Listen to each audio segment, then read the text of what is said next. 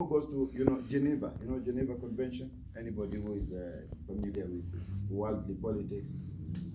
Or somebody may go with our, rights, Bill of Rights, okay, as Americans.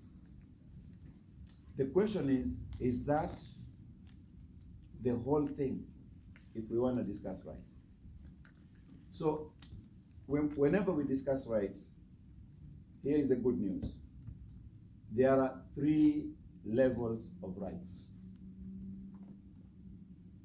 The first one, and this is supported by hadith of Mu'adh ibn Jabal, radiyallahu anhu. When the Prophet sallallahu alaihi wasallam asked Mu'adh ibn Jabal, Ya Mu'adh, atadri ma haqqullahi ala al-ibad? Oh Mu'adh, do you know? Are you informed? Are you aware of the rights of Allah upon His creation or upon His slaves? That is where rights starts. But since we are living in the world of choices, some people have chosen to be atheists, and some people have chosen to be this and that, right? Some people are following their traditions. Then human beings have agreed that when they discuss rights, they should only start from human rights and then animal rights and all that. Because they say there is a difference between the state and the church of religion. So they say church is you and your God. But let us discuss our rights as human beings. So the most important right is dropped, right? It's dropped by many and it is not discussed. So then Mu'adh ibn Jabal told the Prophet sallallahu alaihi wasallam that Allahu wa rasuluhu a'lam, Allah and His Messenger knows best. And the Prophet sallallahu alaihi wasallam mentioned that fundamental right. قال حق الله على العباد أن يعبدوه ولا يشركوا به شيئا. The right of Allah upon His slaves or servants is that His creation should believe and worship Him alone without ascribing partners to Him. That is the first right. The second right is then our rights upon Allah. Our rights upon Allah. The rights of Allah upon His creation. And then the creation's right upon Allah subhanahu wa ta'ala. Which one is that? That Allah subhanahu wa ta'ala has promised that He will not punish them if they believe in Him and worship Him. So that is our right upon Allah subhanahu wa ta'ala, and that is the concept of Jannah, right? And the existence of Jahannam, right? That is the concept of Yawm al-Qiyamah, the day of judgment. The third right then is the right that I termed or classified as the human or creation's right. And that is the right, our rights towards one another or our rights upon one another that the world and all this world organization do focus on and discuss. Please, as a Muslim, don't forget that. The right of Allah first, and then our rights upon Allah, and then the rights of the creation towards one another. So you can see that this topic is not easy, right? Very, very, very deep and wide. For us to understand this, Allah subhanahu wa ta'ala tells us in Quran, and this is Surah 2 An-Nisa, chapter 1. Ya ayyuhan nas, O mankind, ittaqu rabbakum alladhi khalaqakum min nafsin wahida wa khalaqa minha zawjaha. Be dutiful or fear your Lord who created you from Adam and then created from Adam his mate, Hawa, our mother, Hawa, Adam and Hawa, being the first human beings to be created. And then Allah subhanahu wa ta'ala says, وَبَثَّ مِنْهُمَا رِجَالًا كَثِيرًا وَنِسَاءً.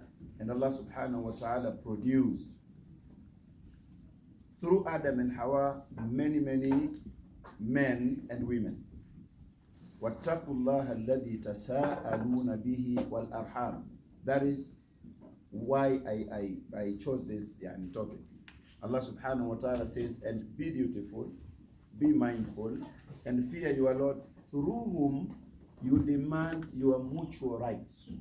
Mutual rights you demand through Allah subhanahu wa ta'ala. Wal arham, and respect the womb that carried you. Inna Allah kana alaykum raqiba. Verily, Allah subhanahu wa ta'ala is ever watcher over you. وَاتَّقُوا اللَّهَ الَّذِي تَسَاءَلُونَ بِهِ وَالْأَرْحَامِ.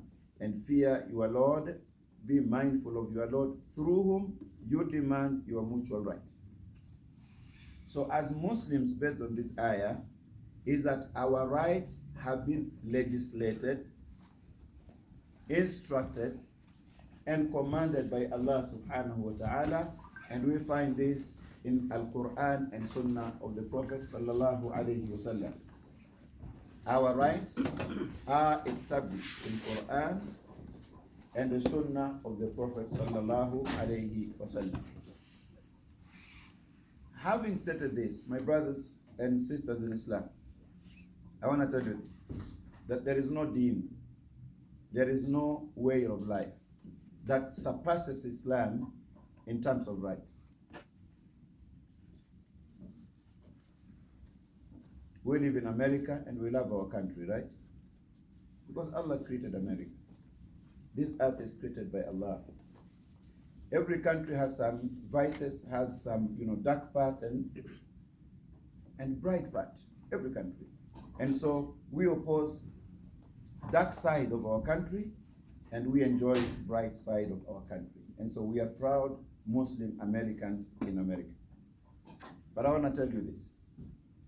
No system, no group, no any other religion, no group that has rights that surpasses rights given by Allah subhanahu wa ta'ala to Muslims, to you and me, in Al-Islam, through Quran and Sunnah.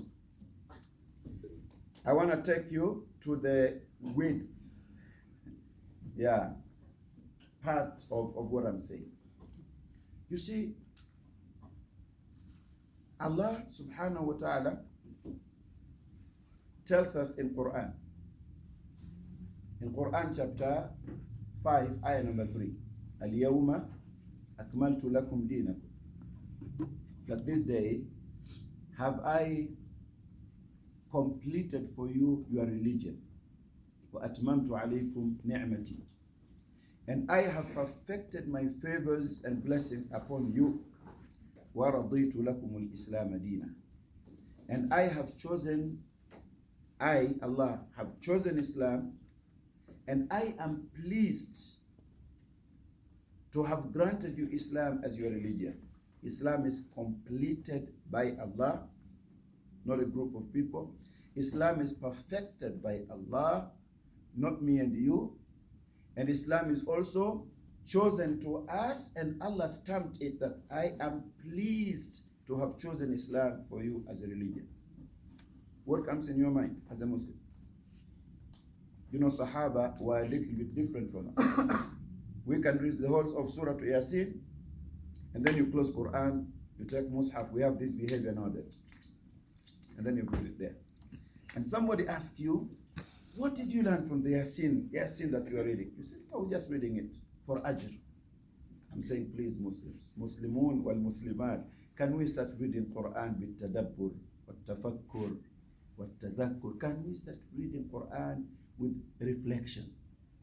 Can you reflect on an ayah? Sahaba could not go beyond 10 ayah before they stop and say, this ayah, what are the objectives of this ayah? Why were they revealed? Okay, how does it guide me? Those were Sahaba. And so the knowledge spread and they were very strong. So reading Quran, for every harf, there's ajr, right? Every harf. Lakin, inshallah, let us advance it to, I want to read Surah Al-Ikhlas and I want to reflect on it and I want to understand it, inshallah. Now, the point is this, because I'm really budgeting with time. This dude here, no, Dad is here. Ahmad, I'm not going to say dude because Dad is here. Ahmad is really, is good. He's a good time. The fact that Islam is completed and perfected by Allah subhanahu wa ta'ala, and that Allah has chosen Islam for us as a religion, should send a message that anything discussed on earth today is not excluded from that Quran. And anything discussed today, at any level, at any level of government, any level of UN, has been part of our Islam, because Allah subhanahu wa ta'ala says in Quran, chapter 12, ayah number 111. 12, Surah to Yusuf, ayah number 111, right? 111. Allah subhanahu wa ta'ala says, this Quran is وَتَفْصِيلَ كُلِّ شَيْءٍ. It is a detailed information or detailed explanation of everything. So it does not make sense that we will be sitting here discussing rights that are missing in Quran. It doesn't make sense. It doesn't make sense that any important matter discussed at any level will be missing within our deen. It has been hinted and it has been elaborated by Allah subhanahu wa ta'ala, as explained by Rasulullah sallallahu alaihi wasallam. Now I'm coming down. I was going up, I'm coming down to conclude. Listen to how deep this is. When we have our deen, we have what is called Sharia, right? Now what is Sharia? I'm talking to intellectuals today. So I'm not giving khutbah. No, I'm lecturing at DU. Change my name to Professor Imam Shafi temporarily. When I live here, I'm not a professor. What do you think? What is Sharia? A Sharia. Westerners say that it is called what? How do you call it? Sharia law. Does it even make sense? Sharia law. I'm talking to intellectuals. Sharia law. It is the same thing that they have translated. You know, they are mentioning English, literal meaning of it, and then Arabic. Sharia law. Law. This is what they say. Sharia is a way, Sharia is a legislation, commandments of Allah subhanahu wa ta'ala, and instructions that Allah subhanahu wa ta'ala has sent down to regulate our lives and guide us. Our relationship with Allah, how we should relate with Allah, ibadat, mu'amalat, right? Businesses and all this. So that Sharia covers every aspect of our life. And I remember using those words when I was here last, that Islam governs every aspect of our life. What are the maqasid of this Sharia? I'm not going to be fair if I don't bring this forth because it's connected to those rights. There are maqasid Sharia. They are known as objectives of the law. When we talk about our deen and we talk about our Sharia, right? What did it come to serve? What are the objectives? What do we attain and obtain by saying that I am a Muslim and a Muslimah who follow the Sharia of Allah subhanahu wa ta'ala? That Sharia of Allah subhanahu wa ta'ala establishes the rights, not only human rights, but all the rights, most of which are not mentioned in all these conventions and all these symposiums and all these conferences in the world, because of lack of believing in Allah and lack of having a relationship with Allah. Don't be reduced to just what human being says. You have to see everything in the light of Iman and in the light of Al-Islam. So there are 5 objectives of Sharia. 1, Hifdhuddin. Sharia came to protect and preserve religion for Muslims and even for non-Muslims. That is why when Rasulullah sallallahu alaihi wasallam arrived in Medina, what happened? There were some non-Muslims, right? Arabs who had not reverted to Islam. They were Jewish. And you can see that there were delegations who were coming like from Yemen, Wafdul Najran. You know, Rasulullah sallallahu alaihi wasallam never told Yahud, get out of Medina. Instead, there is what is called constitution, which Rasulullah sallallahu alaihi wasallam established from Quran and Sunnah. Constitution, it is called Constitution of Medina, that gave all their rights, Muslims and non-Muslims. Jewish continued going to their places of worship in Medina and worshiping. And they lived with Muslims together. Keep that in mind. You can go to Sheikh Google. You know Sheikh Google? And Google Constitution of Medina and you will see the rights there. The second objective of Sharia is, it is called حفظ nafs, that Sharia, Islam is protecting what is called lives. Allah subhanahu wa ta'ala says in Surah Bani Israel, chapter 17, ayah number 70, right? 70, right? Allah subhanahu wa ta'ala says, وَلَقَدْ كَرَّمْنَا بَنِي آدَمَ, that indeed we have honored mankind. We have honored. And if you go to Surah Al-Ma'idah, Allah subhanahu wa ta'ala says that whoever kills a soul, فَكَأَنَّمَا قَتَلَ النَّاسَ جَمِيعًا, you kill a soul unjustly, without any reason. One person, it is as if you have killed the entire world. So Islam is also focused on protecting rights of life. There are certain things that Allah subhanahu wa ta'ala has forbidden. Can we eat khinzir? Who doesn't know khinzir?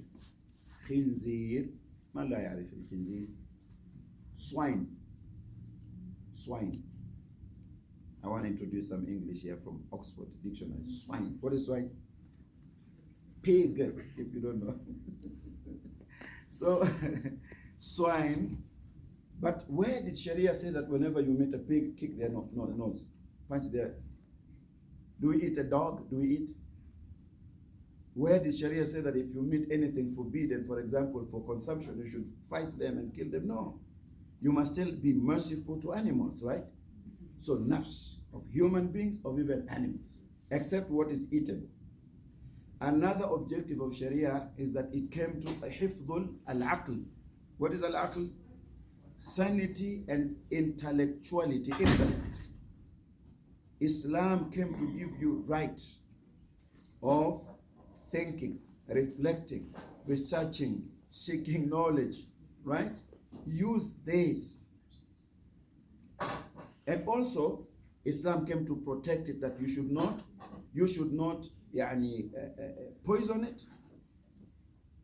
And that is why things like khamr, alcohol, and weeds and drugs and all this are forbidden in Islam.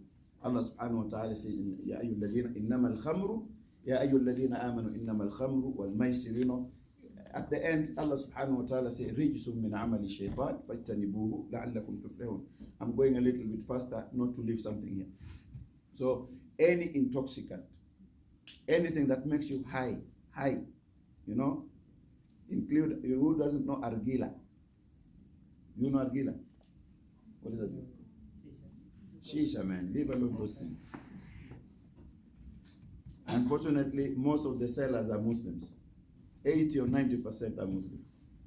Unfortunately. Somebody say, I just want to be high. I just want to feel good, I just want to relax. And how does a smoke make you feel good? High to where? Higher to the sky, or to the Mars, or what? So Islam forbids anything that disrupts your intellect, because Allah subhanahu wa ta'ala wants you to be productive, creative, right? That is why we have reached a higher level of science and technology. Islam gives you that space. And number 4, Islam hifdhu mada? Hifdhu an-nasl, yani family. That is why Allah subhanahu wa ta'ala has outlined Sharia rights. You cannot marry your mother, you cannot marry your sister, you cannot marry your brother, and it goes, right? And then you can only marry so-and-so. You cannot even marry 2 sisters at once. You cannot, right? And then you cannot commit adultery, and you cannot, do fornication, and you cannot, Islam is against. We are in America, but religion is against. We know that. LGBTQ, Islam is against. I know that this may not be the place to mention, just to let you know, Islamic stand. So Islam wants a healthy marriage between a husband and wife, so that you can be productive. That is the wisdom. And nasl. And also, you don't just, hang out with girls and boys and make babies the way you want to make babies, and then fathers of these babies are not known, and then you're going to corrupt the society, that a sister and a brother is going to get married tomorrow because they never knew each other, when Allah subhanahu wa ta'ala has already forbidden that. We are talking about rights. And lastly, there is what is called hifdhul mal. Islam also came focusing and protecting wealth, anything economic. We are talking about working. We are talking about selling. We are talking about inheritance. We are talking about being charitable. We are talking about creating wealth. Islam also came to, Islam gave us chance in this area and opportunity, but also it came to protect that we should not steal from one another, right? And that is why riba and all this is forbidden. Conclusion is this. Treat this as I'm really provoking your thoughts, that you can ask questions. When you talk about rights, for example, a human right, in 3-4 minutes, then inshallah we'll be done. Where do you think that this right started? You tell me. I just want to take intellectuals a little bit far, beyond DU. There's a place of knowledge, so when we come, we have to take you beyond DU, beyond your graduation. Because we may not meet here next year. You will be a professor somewhere and a doctor somewhere. Even the way you will be talking will be a little bit different, because you will be called doctor. Even you're smiling. Even English will be different. May Allah subhanahu wa ta'ala make you successful. Where do you think that human rights started? Why should a Muslim see these rights in the light of Iman and not just reduce it to the human discussions and agreements? I'm going to take you. A human right started when Allah subhanahu wa ta'ala says في Surah Al-Baqarah, chapter 2, ayah number 30, 31.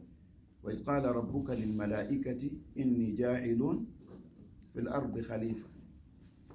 Human rights never started with I'm an American, I'm an African, I'm Kenyan, I'm from Syria, I'm from Palestine, I'm from Saudi Arabia. No, it's beyond that.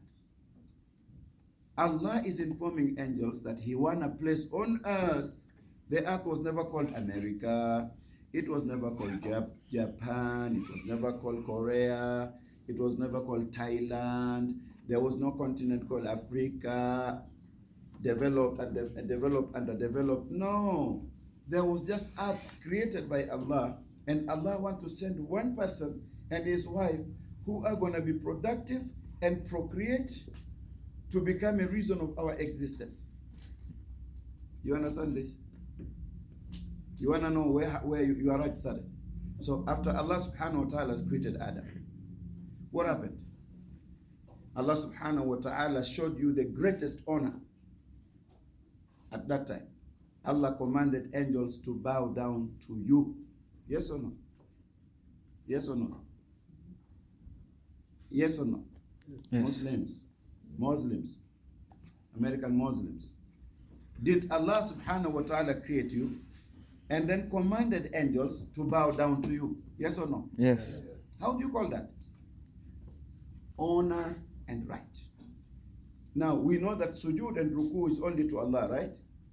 Why commanding angels to bow down to you?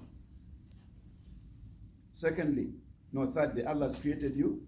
Allah is commanding angels to bow down to you. Then Allah is sending you to Jannah. Yes or no?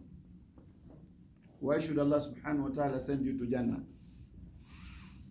And then Adam and Hawa are making the same mistake of eating from the tree, the forbidden tree or fruits. It was a tree with fruits. Jannah, it was. Then they ask Allah for forgiveness and Allah is forgiving them. Then Allah sent them on earth. What comes in your mind? So your right is not made or legislated or written down by humans. When a Muslim talks about rights, it is a right given to him or her by Allah subhanahu wa ta'ala. And I think if I stop there, it suffices to inform you that we have a journey. And the journey that we have is taking us back to Allah subhanahu wa ta'ala as Muslims. And one of the wisdom of believing in the fifth pillar of Iman. What is the fifth pillar of Iman? Fifth pillar of Iman. You know why they wrote on the flyer that is also funny? Somebody said like that about me. Some people say Imam Shafi is a very serious person. They say I'm funny because I normally give $1 if somebody asks my question.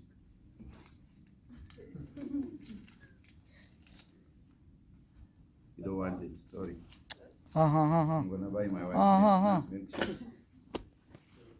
Arkanul Iman, 6 pillars of Iman. What is the 5th? Muslims.